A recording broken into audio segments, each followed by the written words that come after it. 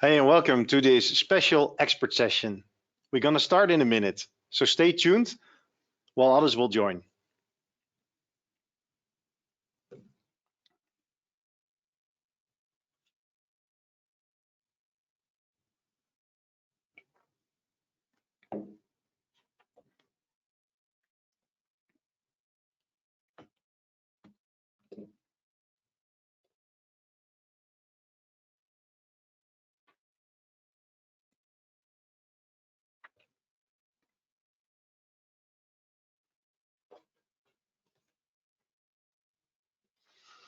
All right.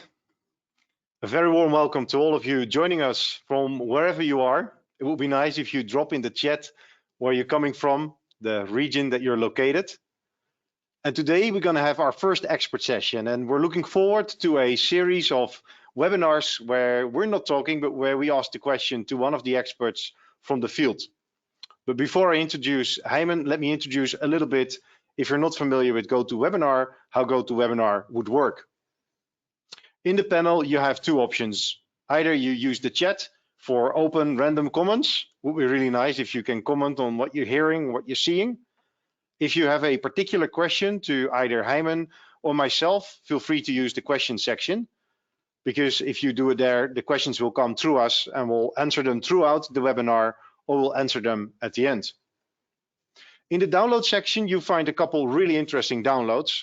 There's an ebook available, definitely recommended to look into. There's also a really nice article available from Pionative, also warm-heartedly recommended.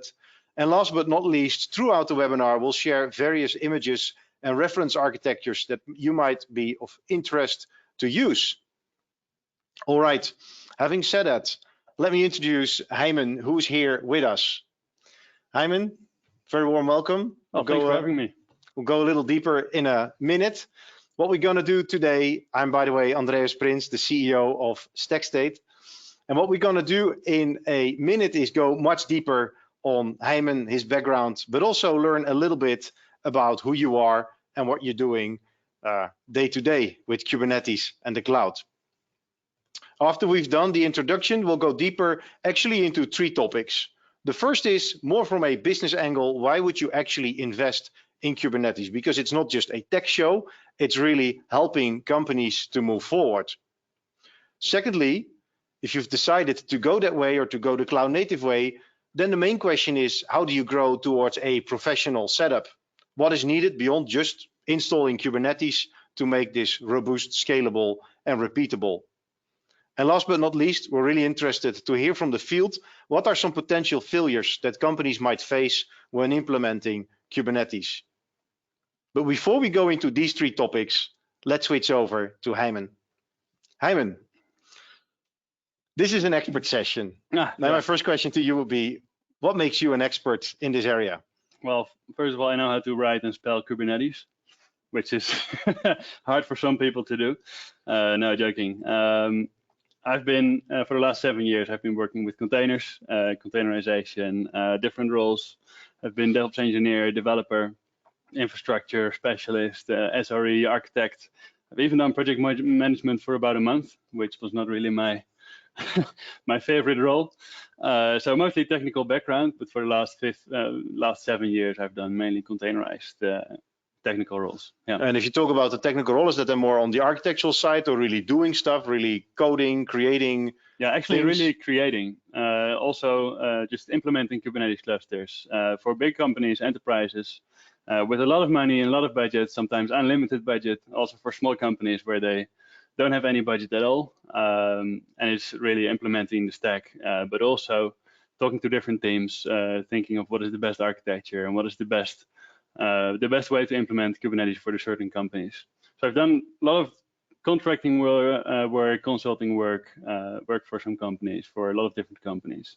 Yeah. So yeah, I know a little bit about Kubernetes. Yeah. And you mentioned project management is not really what you like. What out of these activities is it kind of the thing that you like the most? Is that the initial creation, or is that kind of maturing the setup? What's the type of activities that you like the most there? Yeah, what I like to do the most in the technical, from a technical perspective, is really solve problems. So if there's a complex problem, and Kubernetes is really complex, and we're going to dive into that later, of course. In this session, we're not going to go too deep, but Kubernetes can get really complex real fast.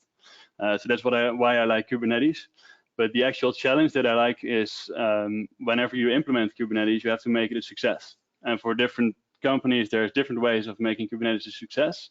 Sometimes Kubernetes is not the right choice at all. Yeah. A lot of cases it is, but the way you implement it is entirely up to the engineers, and a lot of people don't know Kubernetes. So there's a lot of people who are implementing Kubernetes but don't have the knowledge, and it's very good to start with Kubernetes. Yeah. But I feel that a lot of people are reinventing the wheel, and I like to bring in standards and best practices to make it a success. Yeah. Well, cool. That's also the topic for today. We've discovered also with our customers that getting started is not the difficult part, right? I mean, you can just follow a couple tutorials and then you have your first Kubernetes cluster, even local, running on your machine, but really using it then for production and onboarding new teams. So really looking forward to hear today all these lessons. But the cloud is just around for, what is it, 6, 7, 8 years, right? Really at scale. Kubernetes as well.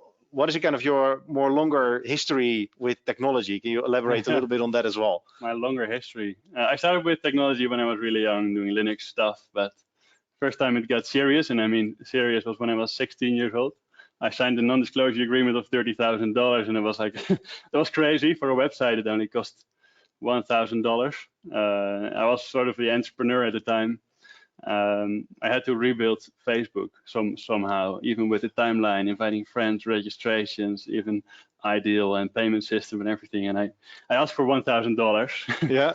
And a lot of money back then, right? Yeah, back then a lot of money. Yeah. The project wasn't a success, but I learned a lot from it. That's sort of my first encounter with technology. At any moment decided to stop your education, or was it not that serious that you would drop out of university? No, I finished high school, I finished university, yeah. Okay, cool. Good to hear. Yeah, I guess around the globe there will be more people trying to rebuild Facebook over the years, but maybe, glad that we have someone here today who will give it a try as well. Yeah. Hey, fast forward, can you share a little bit about your entrepreneurial background at the moment? I mentioned Pionative. Can you elaborate a little bit on what Pionative is, what you guys do? Yeah, so I think about 2 years ago, maybe a little more than that, I was contracting for different companies, implementing Kubernetes solutions.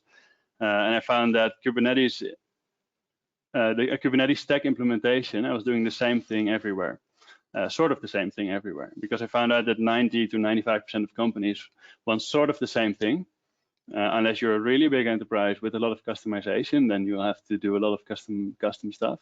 Yeah. And that's when I thought about starting Pionative. So I'm currently working at Pionative, a company supporting companies running Kubernetes. And what we do is we develop libraries, code libraries that we implement at our clients. And then we give the code to them and say, okay, we can support you, but we promise a Kubernetes stack that's production ready in about a week instead of maybe a year. And that works out really well. So that's what I started 2 years ago, 1.5 years ago. I started Pionative, and still working for Pionative. Yeah. Cool. Hey, and is the Pionative referring to pioneering cloud native, I guess? Yes. Yeah. Right? Is the pioneering more referring to the market? So at any moment you need to change your name. Is pioneering more referring to the company? Yeah. So the cloud native landscape is really big, right? If you look at the landscape, maybe you've seen the landscape.cncf.io. Yeah, definitely. It's big. It's thousands, maybe more than 1,000 different technologies. And you have to sort of pioneer your way through, because there's a lot of stuff going on. You have to stay up to date continuously. Yep. And with Kubernetes, there's so much going on. So what we want to do is we want to sort of create a way through the maze for companies who are experiencing difficulty with CNCF, with cloud native technology, and Kubernetes specialty, of course, around that. Yeah, cool. Good to hear. Yeah, and definitely a challenge to navigate that landscape. And Kubernetes and all the tools around is just a subset. But if you take a look at the amount of open source tools that come into the CNCF landscape, from the top of my head, it's cncf.io/landscape, but you should look that up in your own browser. But if you take a look there at the amount of projects that coming, that incubate, that mature over time, that's absolutely crazy. Hey, but before we go much deeper on the topic itself, we would really like to learn a little bit more from you. So let's bring up the first poll, which is all about what are kind of the best practices, or I would argue the roles that best describe who you are as a engineer, as a platform engineer, an architect, or a product owner. Why I'm asking is, well, it would be really nice to hear a little bit about you through 3 simple questions, just a couple seconds each. So that helps us in the further webinar to really understand what we're doing. All right, let's get to the results of the first one. There you go. So that's a nice distribution between the site reliability engineer, the platform engineer, the architect, and the developer. And I would argue that the site reliability and the platform engineer, not surprising me, the topic of the event today. Also really good to see that there are quite a bit of architects and developers amongst us, because what we see happening at our customers is often a SRE or platform engineer is still fine, right, in setting it up. But then as soon as scaling kicks in, the question is really at the more enterprise architecture level, as well as the developer experience, how to work with it. All right, let's go to the second question, which is about, are you running Kubernetes at your company? Super simple. No. Yes, it's in development, or we have it in development, it's production, or it runs at scale. So hundreds, can I say hundreds of nodes? Yeah, running. That's sort of the definition. That's scale, at scale.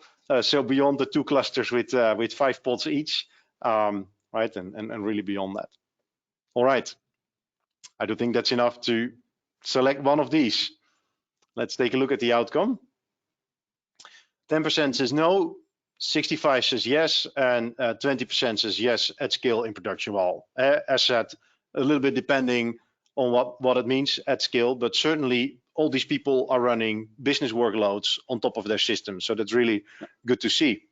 All right, let's jump straight into the third question, which is all about where do you actually operate your particular Kubernetes cluster? If we can get the third one up. Is it an on-premise or a private cloud that you run? I see. Public, hybrid, and private is gone. Sorry for the little confusion here. Let's see if people primarily vote for the public or for the hybrid, or would it be a 50-50 split? Let's take a look at the answers. 75% says public cloud and hybrid. Probably a quick question there. Do you see in the recent, I would say recent 2 to 3 years, more and more a move to the public, where a lot of the banks and the insurance and the more highly regulated started really on-prem? Do you see a shift of a wider adoption and acceptance of public cloud? Yeah, you see a lot of companies moving to public cloud, but also the other way around. So in the financial sector, especially in the Netherlands or in Europe in general, because of the GDPR laws, people are choosing to go to their on-premise environment or using a GDPR-friendly cloud that's only hosted in Europe or only in the Netherlands, for example. But yeah, you see a lot of enterprise companies who are a little bit lagging behind the cloud move because of their legal restrictions or other risk factors. Yeah, and they're slowly moving to Kubernetes in the cloud as well. Yeah, and more also, what we also see happening is smaller cloud providers coming up, who in particular pay attention for very special regulations, whether or not it's healthcare, it's banking, it's GDPR, to absolutely solve the needs of these highly regulated areas. All right, well, that's enough from an introduction perspective. So let's go to the first topic. And the first topic we really would like to talk about is about the why behind Kubernetes. And it's probably a kind of an obvious answer at first, but what was really interesting, Hijmen, is to understand, okay, we've seen this movement now for a couple years going on. What are kind of the main drivers, if you need to answer that today, that companies would go into the Kubernetes journey? Yeah, so first of all, there's the most obvious one, that people started using Kubernetes because Kubernetes is simply is a container orchestrator. So if you're a company running a lot of containers, you'll have to choose between either a cloud container solution or Kubernetes. So container orchestration is one way of, well, one reason why companies choose for Kubernetes. But I think in general, I think Kubernetes is way more than just a container orchestrator. I think Nathan Yellin mentioned a while back that Kubernetes is the operating system of the cloud. Who is that? Who's Nathan? That's the founder of Robusta.dev. A good point. He mentioned that. Well, he had a good comparison between an operating system and Kubernetes, and that is actually the modern operating system of the cloud, which is really interesting to look for, to look at, because the ecosystem, the CNCF ecosystem around Kubernetes is open. So all these technologies are open, and vendor lock-in is of course a big reason for companies not to go for a proprietary solution, but to choose for Kubernetes. And Kubernetes is a framework. Yeah. You can plug in and plug out your tools that you want. And that makes it sort of, from an architectural perspective, also that you don't have an architectural lock-in. Because a lot of people think about vendor lock-ins, but architectural lock-in is dangerous too. Yeah. So whenever you're in a certain architecture, it's not that easy to get out of it. And Kubernetes gives you the opportunity to be open in that way. And it's the most used container orchestration at this time. Yeah. So just to allude to that, so what we see happening at a lot of our customers, it becomes so easy to just drop and replace a particular piece of technology, because we're standardizing on input and output, and a monitoring tool or a message queue or whatever, metric storage, right? All of it is standardizing, and also due to that underlying layer. So for companies, it's much easier to experiment with a particular technology, decide if it works, if not. And if you compare it with years before the entire cloud native movement, or even before the standardization around Kubernetes, that simply was much more difficult to do. Exactly, yeah. And also some companies do it for cutting down costs, because what you see, if you, for example, if you use container instances in Azure, or if you use managed services by the cloud, of course, that's their business model. The business model of the cloud is to make money with managed services. And Kubernetes sort of makes it possible to have multiple clusters at different clouds and make the clouds compete with each other. Yeah. And with projects like Cilium, where you can actually have networking connectivity between different clusters in different clouds. Yeah. In the future, we're going to see a lot more of that, I believe. Yeah. Hey, and that's a promise I've heard many times, that you can go from one cloud to the other. So I see a lot of customers using multiple clouds at the same time, but I do see very limited number of companies really moving their workloads from one to the other almost at real time. Do you see similar patterns? So an app simply runs fixed in this cloud for a couple of years. It's not that next month it runs in the other and back. No, generally not. So if you use multiple clouds, there's a cost involved. So in order to do that, because you want to mitigate your vendor lock-in issues, you have to pay for that. Yeah. Different clouds, the integration between clouds is not easy. Yeah. So in general, for most companies, I would advise to just use one cloud, run Kubernetes on top of it. And if it really gets out of hand, or your cloud goes bankrupt or something happens, move to another cloud. Yeah. But at least with Kubernetes, that's an option. Yeah. Yeah. Hey, the question was, what are kind of the main reasons to go for Kubernetes? You've mentioned it becomes the containerization layer or the OS of the cloud. You've mentioned the open architecture, the cost. Are there another 2-3 reasons that you see currently happening why moving there? Yeah, maybe a less obvious one might be if a company is running completely on-premise. I've seen this in an example at a company I was doing consulting for, that legally they couldn't go to cloud just because of contracts with clients. Their data had to be in the data center at the client location. So in that case, cloud is just not an option, at least not for production data. And for those companies, it can be really helpful for developers to have a modern stack, exactly, a Kubernetes stack, on top of an on-premise infrastructure. Yeah. So exactly. Yeah. So whether or not you're allowed to go to a public cloud is no longer a reason to not use cloud native technologies, right? So with the arrival of professional Kubernetes, if you like, we've split, right, the close relationship between only in public cloud you can benefit from public cloud or cloud native capabilities. With Kubernetes, that's everywhere, right? Exactly. And the developer experience, that's the nice thing about the developer experience with Kubernetes. The Kubernetes API is their experience, so they only talk to a Kubernetes API. And if they work for a public cloud company or a private cloud, it's all the same. Yeah. So their experience will be the same. Yeah. Yeah, really good to hear. Yeah. Hey, before we go deeper into Kubernetes, what would be really nice to understand as well is what are actually the broader practices that companies need to apply when using Kubernetes. And we've touched upon the CNCF landscape. I do know by heart that there are not only monitoring and observability tools in there or OS oriented, but a lot more. My question would be, hey, what are the other kind of bigger areas you need to pay attention to when you go into a Kubernetes professional at scale type of setup? Yeah, so we're going to talk about that later, of course, in a bit more detail. But in general, when you implement a Kubernetes stack, you're implementing a new stack. So you'll have to do, usually it comes with a cloud migration or restructuring of your CI/CD pipelines. Maybe you'll have a monolith and you want to migrate your monolith to microservices slowly, creating multiple microservices of your monolith. All those things are, well, pretty big things that you need to think about when you change your architecture to Kubernetes. Yeah. So it's actually the full. So you mentioned it's the full spectrum of software development, right? CI/CD, and then I can imagine what at least I see is a lot of security involved as well, building professional pipelines with container scanning and all these type of practices.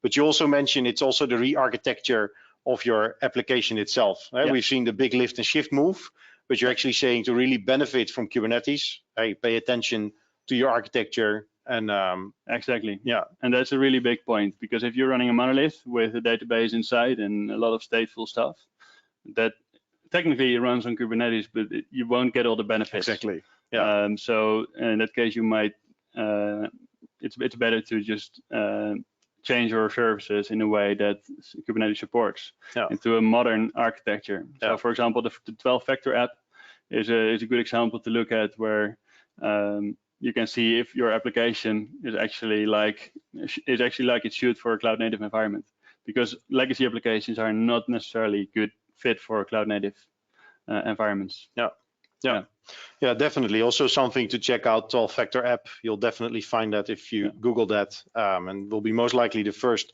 result that you see. Hey, so business reasons surrounding practices that need to change as well. And then there's one question, right? How do you communicate the benefits of going into Kubernetes? Because what I see honestly is it's often driven from a more technical desire, right? Or engineers push it, or SREs or platform teams, and often still seen as, hey, it's a big investment. We need to re-architecture. Is it really worth spending so much time and effort to actually make that migration and that jump forward? How would you advise people who join this webinar that they should communicate the benefits and the values that a Kubernetes platform would bring to them? Yeah, I think if you implement a stack correctly, and we're going to talk about it a little bit later, of course, because you wanted to know a little bit more about the good architecture and what that looks like. If you set it up correctly, then developers are really focused on business. And I think that's also the thing we're saying at Pionative. Our main goal is for developers to be able to focus on their business and focus on development. And if you switch to a DevOps-like environment, so you work, so your developers also operate and also maintain the code that they build, then Kubernetes is a really good way to automate your whole infrastructure. And that gives you a lot of advantages, mainly for developers, that they can really focus on the development. And yeah, for your organization, it has so many benefits from a technical perspective. That's why you sometimes see Kubernetes growing from developers because they love it so much. And I think for Kubernetes in an organization to thrive and to grow, developers need to be your advocates.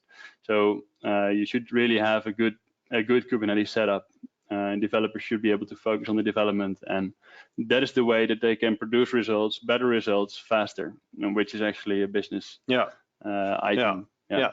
So could I say, and that's how I've heard it, and I do think it's similar. So Kubernetes brings a new layer of abstraction, right? So it's further pushing down, I would say, infra and whatever operating system of where you need to run on, and then and then the focus becomes more and more on actual feature development, which effectively means you can bring more value to the business because teams are focused on feature development rather than a lot of infra and operations and middleware upgrades and all these type of things. That's I believe the beautiful thing about Kubernetes. So once you implement Kubernetes, like in history, you had your developers and your operators, and you had to throw the software over a wall, and they had to maintain it, and they had to communicate. But now, if you have, for example, a platform team that centrally maintains your Kubernetes stacks and implements features for the developers, then your developers don't have to worry about anything apart from development and, of course, the monitoring of the application. But there's a lot of things they don't need to worry about. Yeah. Like centralized monitoring, centralized logging, maybe SSL, load balancing, all that stuff. Yeah. And there's hundreds of things that in a traditional monolith developers would really have to think about. Yeah. With Kubernetes, you can automate that away. You can abstract it away, just like you said, like an infrastructure abstraction layer. And that makes it for different teams to work together, but not communicate that much together, and it makes it more efficient. Yeah, and I'm smiling because what I really see happening is, although this sounds really nice on paper, I do know that there are a lot of organizations still struggling, and you might be here in this session thinking, yeah, it's nice, right? In theory, indeed, there's an abstraction layer, but what about my developer experience? I still face a bottleneck with the platform team if I need to have access to the logs or to the metrics. I still have that paper approval to get my change out because I'm in a bank and still my compliance process hasn't changed that much. And that's, I do think, really important to realize as well, is that it's not, well, it's something you can achieve, right? But it really takes a lot of hard effort, and just bringing in Kubernetes without thinking about the automation, CI/CD, security, change management, you'll never get there. So that's super important. So it's the question is how do you communicate benefits? So it's you build it, you run it, right? So you really focus on autonomous teams. That's one. Implicit, you didn't mention that explicitly, but implicitly you can go faster because you're more isolated. Whatever you develop, rather than a monolith with hundreds of dependencies, you can bring it forward yourself.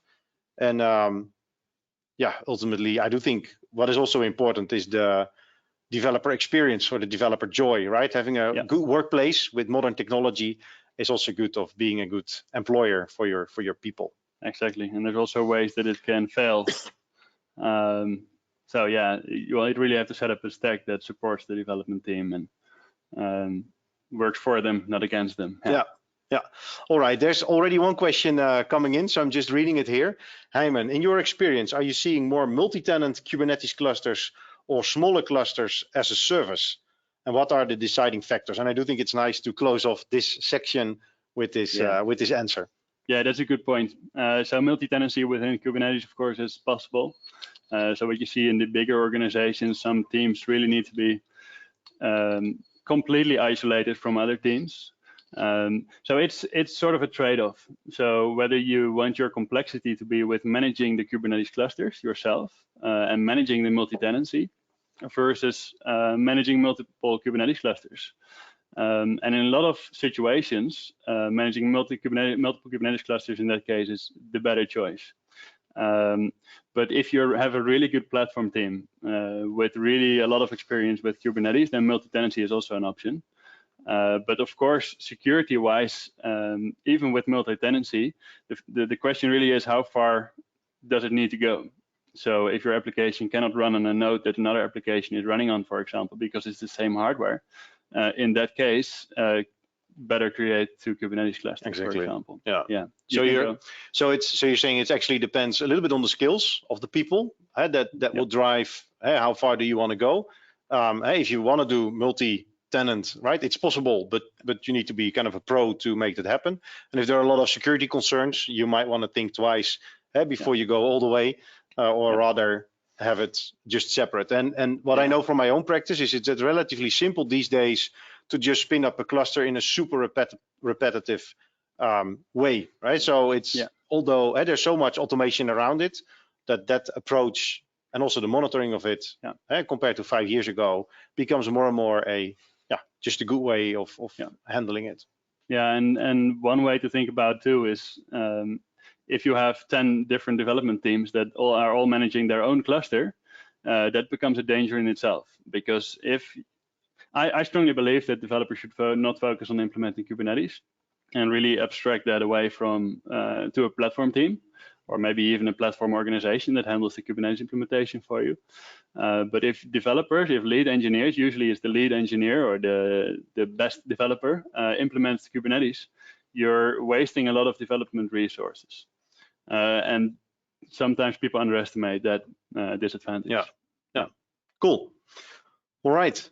Let's take a closer look at our second topic, and that's how do you actually get to a professional setup? Because it's cool that we talk about the business reasons and the benefits for the engineers, but what is it that makes it a professional setup? And how Hijmen and I came to talk was, one of the reasons was because he published a really nice article in which he had a super rich image. I would call it a spider web of things, foundational pieces that teams need to take into account or need to focus on. And it would be nice, Hijmen, if you can guide us through, at a high level, some of these foundational pieces that teams need to focus on when setting up Kubernetes at scale. And probably the audience can see the image as well. Yeah, this is the image that I shared. When you implement Kubernetes, that's not it. And a lot of people who implement Kubernetes think it is. So if you implement Kubernetes and you just click through the Azure portal or the AWS portal or any portal at all from any cloud provider, you will have a Kubernetes cluster ready to go within 5 minutes. That's fine. You can use development for that. You can experiment with that. But in order to be production ready, there's a lot of stuff that needs to happen to make it production ready. So that's why I created this image, maybe a year ago already, to sort of draw the dependencies of what you actually need to make it production ready. And this is just the basics, because there's a lot more, but it wouldn't fit in one image. So if we think about the basics, and maybe we can walk through each of them. Yeah. Maybe the first of all, of course, if you run Kubernetes, you need infrastructure, because you're going to run a container, at least one on Kubernetes. Otherwise, you wouldn't need Kubernetes. So you would need a container registry in order to put your containers and push your containers to an Azure container registry or one of AWS. You need to set up your DNS, your load balancing. You need to think about your IP addresses, your networking range. Make sure that it's entirely private, because if you set up Kubernetes by default, it's not secure. A lot of people underestimate that, because Kubernetes is not secure by default. By default, if you click through the portal and you create an Azure cluster, an AWS cluster, it's all it has a public API, and people don't know that. But there's a lot of people don't know that, and they just create a publicly facing Kubernetes cluster. Yeah. You need to think about your networking stack, a VPN. How can developers securely access your Kubernetes cluster? All that you need to do from an infrastructure perspective, and you can click all that through the portal. But in general, I have one philosophy, and that is do not ever click in a portal for your production workloads. Do everything as code. And why is that? Can you elaborate a little bit on why you would like to do that as code rather than just clicking it one by one in the portal? Yeah. So first of all, developers and engineers like I am, I forget what I did at least a year back. So maybe last week I did some things that I already forgot. That's one thing. So if you forget something, you click something somewhere and there's a Kubernetes cluster, you might have done a network peering manually and you forgot about it. Or you might have set a rule open for the internet, for example, you might have forgotten about it. And that happens a lot. So code makes sure that everything is traceable. You can put it in Git, everyone can see it. If the engineer leaves, someone else can take over and see what is there. And using declarative infrastructure, like Terraform, for example, it's an example technology. If you use declarative infrastructure, you specify what needs to happen. And you can run the apply sort of every single time all over and over again. So if someone changes something in the cloud, which should not happen because everything should be done through code, you can see that immediately with your next Terraform apply, for example, if you're using Terraform. And there are so many other advantages, but I think this is the main one for using. So would you say, hey, if you just start and you want to familiarize yourself doing it through the UI of whatever, AWS or Azure, GCP, that's perfectly fine. But as soon as you think about it for a minute to really push this to production, then you actually say, hey, the infrastructure as code to have that super repeatable, controllable, that's really important. Exactly. Yeah. And from my own experience, working for ING, it's quite a couple years ago. but also from a compliance perspective, that is important. You mentioned that you can trace every change, and just applying good coding practices with reviews, storing the changes, if you like, having that over time is really important, because application and infra are in that way blending together, and then having the full track of your entire stack is super important. Yeah, exactly. Yeah. Cool, but we're derailing a little bit from the image here. What are a couple other important elements from the spider we would like to talk about? Yeah, so the second one from the image is the monitoring and logging and decentralized observability. So whenever you install Kubernetes and the resources you need to make it run, basically, because that's what you use infrastructure as code for, then you'll need to do stuff within Kubernetes to make Kubernetes and to make your experience for your developers as good as possible. So the way you do that is introducing centralized monitoring, centralized logging, make sure you have dashboards that developers can use. Make sure your logging is centralized and the developers have a visualization for that logging. For some companies, tracing is a really important one. If you run microservices, for example, you might want to see your performance bottlenecks in between the different services. And the whole observability aspect is really important to make it production ready. Yeah. So for development, you wouldn't need it at all, probably. Yeah.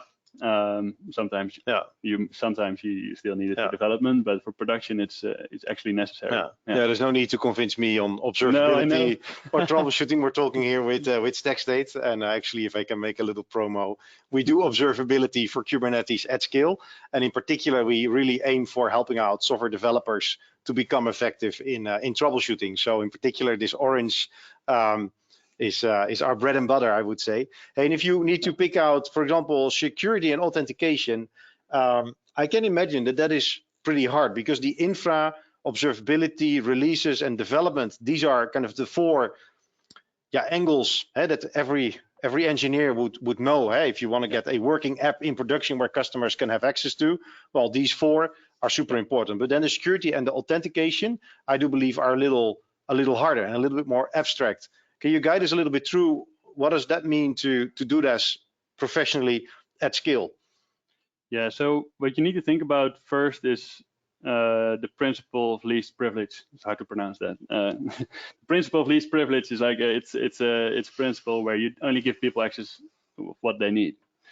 So if you have developers that probably don't need that many access for your Kubernetes cluster, you can give them access to a particular namespace, or you could give them access to certain access for production that they don't have, for acceptance that they don't have in a production environment, for example. And all these things you need to think about from an identity and access management perspective, your role-based access control. The clouds have their centralized role-based access control, and you can use that to also connect it to Kubernetes, so that developers that are using the kubectl API, the Kubernetes API, that they are, for example, not allowed to delete something in production or to deploy something in production. Just to query and get information from an observability perspective, for example, how does my application run and whatever, how's the scaling going and these type of things, rather than creating or deleting, changing stuff there. Yeah, because especially because you mentioned bigger companies, usually you'll have a compliance and risk department. If you're a big enterprise, you'll have maybe risk and legal and compliance officer, and they will really want to know about who has access to production. And before something is rolled out to production, who has looked at it, who has verified it, and how can we make sure that everything works well and is really secure. And those are all compliance things that you need to think about. And yeah, from a security and authentication perspective, this should be at least managed centrally, and not, well, so Kubernetes has role-based access control, and in the cloud you can link that to your groups and to your roles within the cloud. And make sure that the developers and the engineers and the SREs only have the access they need. And do you then also see kind of a separation of concerns between the engineers pushing and deploying their apps and the platform team and the SRE team? So do you there see, I can imagine the platform team has a bit more access, and needs to sign a bit more papers to do so, versus the developer. So do you there see that clear distinction? Yeah, in general I do. So it depends on the question someone asked before. If developers are managing their own cluster, which is also a strategy, then they need more access because they need to be able to recreate their cluster if things go bad or go sideways. So that is something then they would need the access for. But in general, the principle still applies: is if you don't need the access, you shouldn't get it. but also there should not be one person in the organization that has admin access, because if he is asleep or maybe sick, then someone else should be able to take over. Exactly. Yeah. And that's also where the infrastructure as code, right, or the entire definition of the cluster as code is so freaking important. If someone leaves or gets sick or whatever, you need to repeat it, right? Then just executing whatever is specified in code will generate a full new setup, and you can go there again. Hey, why did you split the security and the authentication into two different arms? Can you help me understand a little bit better what is kind of the distinction and why to focus on both? Maybe because it looked nicer. Maybe because I needed 6. So security and authentication are really related, of course. Secret management is sort of different, which is also within the security sphere in this diagram. Secret synchronization is really important. So especially if you're using modern GitOps deployment techniques for Kubernetes, you don't want to put your secrets in Git, and you want to make sure that people only have access to the secrets they need, and maybe don't have access to secrets in production, for example. And you should do that with like an externalized secret synchronization tool, like external secrets, for example. And that works really well. So you can you can centrally manage your secret in Key Vaults or AWS secret managers, or HashiCorp Vault or something like that, and then sync them into your Kubernetes cluster whenever you need them. Yeah, cool. Yeah. Hey, one of the blog posts that you wrote a while ago was with a reference architecture, and I do know reference architectures are really good to understand, and probably we can bring it up here. And the interesting thing that I do think is in the reference architecture, and that's probably how you can talk us through, is you see that really nice combination of the elements that you've mentioned above, right? The observability, the deployment, release, the vault or security. How does that relate here to this reference architecture? Yeah, so this is an example diagram that we usually use as a basis at Pionative. There's a lot more stuff involved to make a production-ready cluster, and that depends on the client. So some clients need the Elk stack, for example, for centralized logging because they're way bigger. But this is in general a really good architecture to start with. So from a monitoring perspective, you can think about Grafana, Prometheus, Thanos, and have those tools, well, sort of do your, and Loki do your logging, your metrics. And I do think Prometheus and Grafana is known to everyone. I know Thanos. What is Thanos?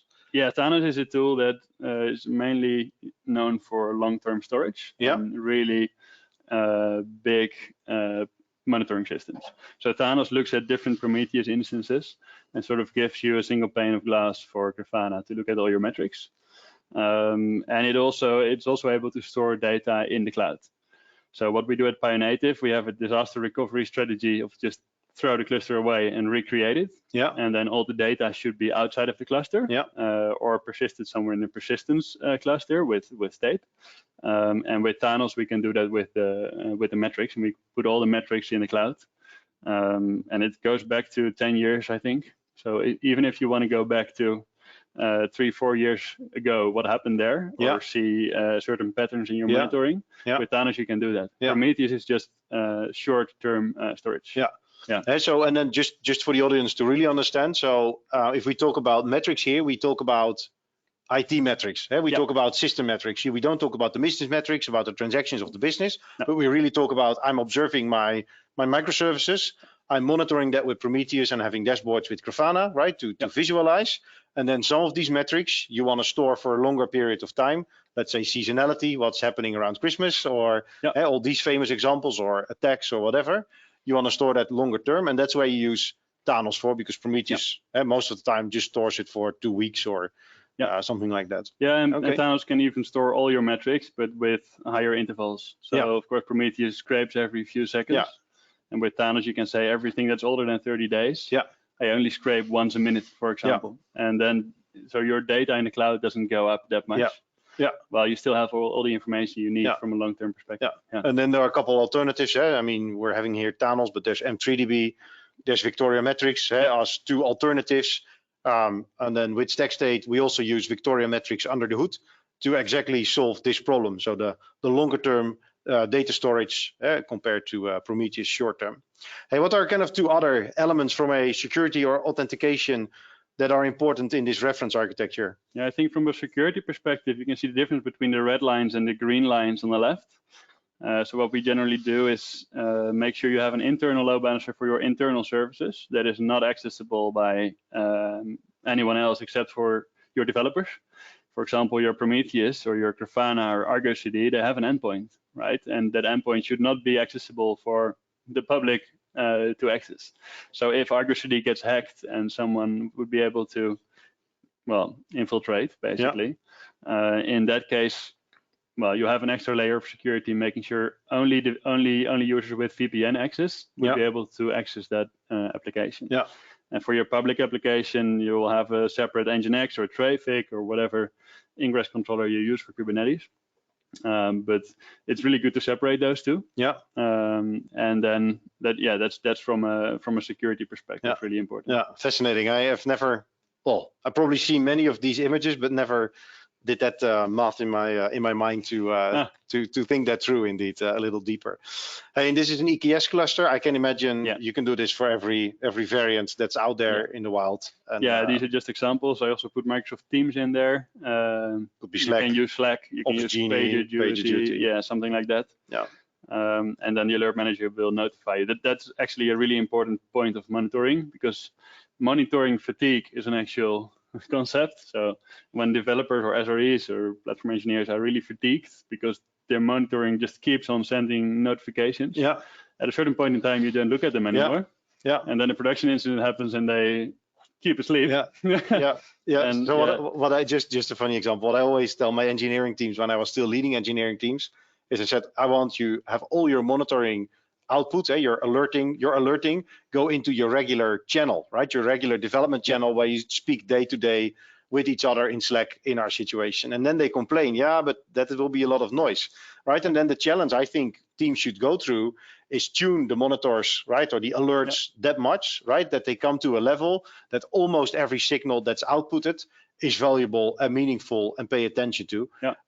So just going through the pain and not creating a separate Slack channel or a Teams channel to push all the alerts into can be a way for probably for all of you to grow and go to that pain. Exactly. What we usually tell people is if you get an alert, you have to react. So you have to. So if you get it in Slack, you have to put a reaction beneath it. I looked at this and it's probably not necessary to look at it. But at least it gives people the need to look at alerts. And if they get frustrated by the alerts, well, you have to tweak it. All right. I'm also conscious of time, and time is going really, really fast. So I would love to finish up. What is it that is required to come to a professional setup? And we've seen the kind of the 6 pillars, if you like, in the spider web that are super important. And we've also seen a reference architecture. And it actually brings me to, I would say, the most fun topic of the session is what are kind of the failures while you're implementing Kubernetes that companies could run into? I'd love to hear it from you, Hijmen. What are kind of the top 3 failures you've seen, and probably make it as specific as you can from your customers without calling out names. But more important, but what was the lesson that you've learned and you would advise the audience to not go into? I'm thinking of a story 2 weeks ago. Someone came to me and said, you're doing Kubernetes now, we're stopping with Kubernetes, we're going for AWS Lambda or something like that. And I actually, in the back of my mind, I had a customer of ours used AWS Lambda and they switched to containers. That's serverless, right? For another reason. So then I asked him, well, why do you stop using Kubernetes? And he said, the DevOps engineer that implemented it, he left. And then nobody knew what was running where. He was the only person that maintained Kubernetes, and that was it. So one of the things that I see happen, especially in the smaller companies, is a developer, a lead engineer who is really fascinated by Kubernetes, and it's not really business driven, but it's technology driven. They start implementing Kubernetes, and after a while, they continue with their development work, and they stop implementing new features into Kubernetes, into the stack, or they completely stop maintaining it, and there's security breaches and everything. Or the developer just leaves. And if the developer leaves, you have a really big problem because no one knows what is running where anymore. So although it's defined as code, as you just explained, that's a good practice. Still, if you're hero or you're zero per, the only one who knows it leaves, then you're in trouble. So what would you recommend a company that is facing these challenges, right? If it's a one-man show, what's the kind of then not go into Kubernetes and keep it how it was, or? Yeah, so our model at Pionative is actually aimed for that. So what we do is when companies only have one DevOps engineer, for example, and they don't have the budget for more, you can sort of hire us to do it for you, or you can, of course, there's other companies that do it too. Yeah. But at least make sure that you don't do it with one person. Don't make it a one-man show. Because if you do that, then it will fail. Yeah. You have to think about more than just regular updates. Also, you have to support your developers. Make sure that the platform is really working for your developers, so it should make them develop faster. It should not be implemented. That might be the second point why Kubernetes fails sometimes. Sometimes people implement Kubernetes just for the sake of the thrill or the challenge. Yeah, they've been at KubeCon, right? They've heard a lot of cool technology. They've been reading a couple articles, and let's give it a go. Yeah, I know from 10 years ago, I really wanted to be an architect, and I was an engineer, and I thought, okay, let's make this as complex as possible, and then I can sort of learn architecture. And that's not really the way to do it. So if you use Kubernetes just for the sake of using Kubernetes because it's fun and the technology is really fun, there's a lot of advantages that you will see, but from a business perspective, it should make sense too. Hey, and in our first part of the webinar, we touched upon a couple business reasons. Would you, and there also, what was it, 20% of the audience is really in an architecture role. Are there some good books, directions, blogs, people they should follow on LinkedIn, on Twitter, on whatever? That's a good point, actually. So how do you come to these strong frameworks besides a simple reference architecture? What are kind of the considerations at that level people should take into account?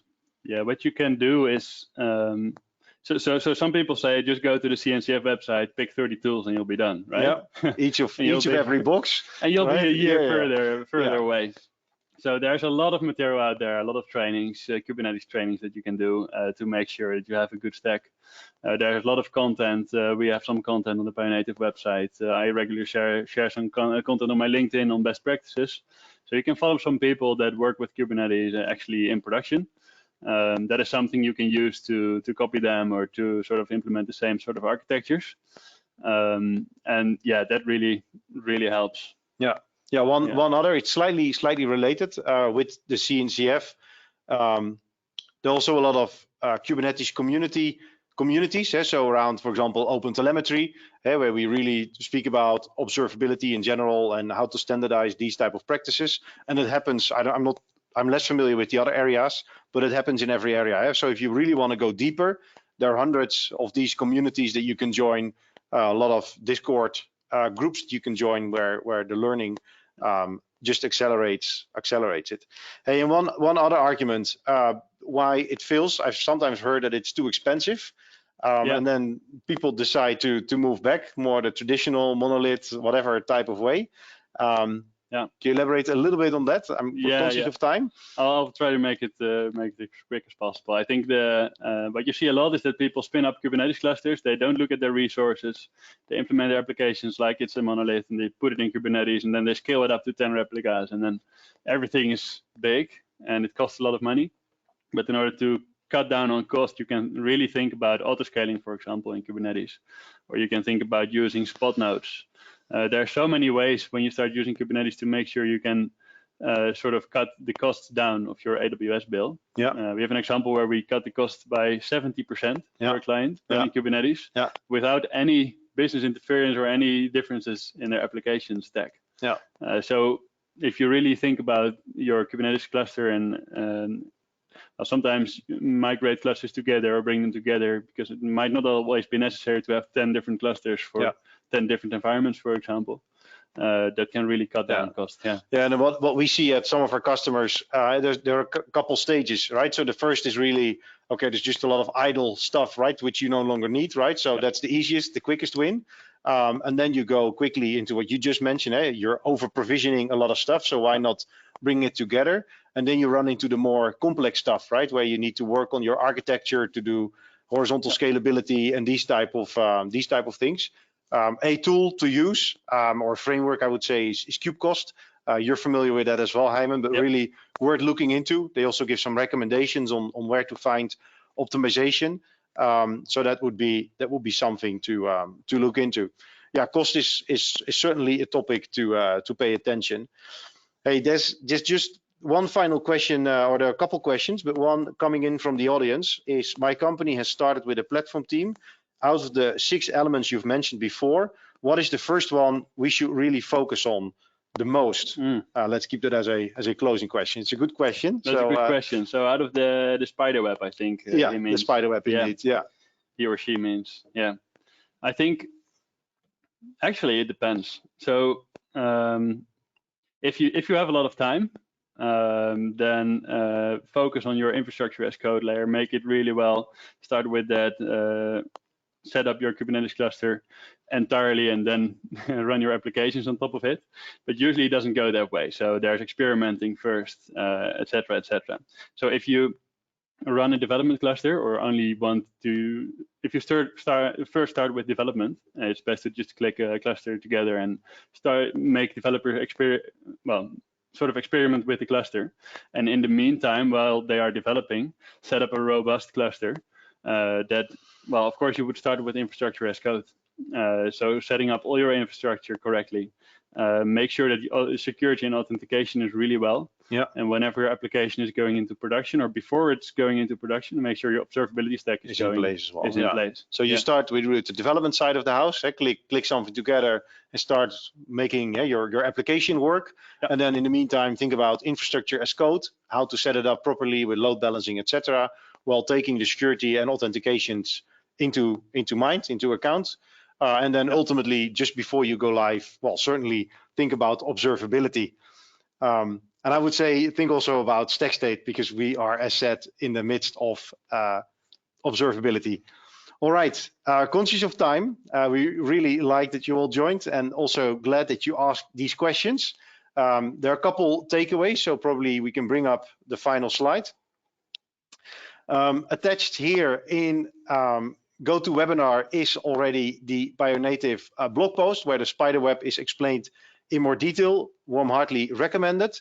If you take the first QR code, brings you straight into Pionative. So if you are considering to implement Kubernetes at scale, this is such a repeatable stack these guys bring, certainly worth checking out. If you'd like to download the ebook or share it with others, take the middle QR code. And last but not least, if you really want to know and play with observability at scale for Kubernetes in a really professional setup, make use of the third QR code, and that would bring you towards StackState and the trial, or if you like, at the website, the playground, and probably the playground can be dropped here in the comments as well. All right, I hope you enjoyed. For us, it was really a nice experiment because we were the first time in the studio and also the first time having an expert session. So Hijmen, I'd love to thank you for being with us. Yeah, and it's been fun. Let's do it a little further down in the future, another time. Absolutely. All right, thank you for joining. See you soon.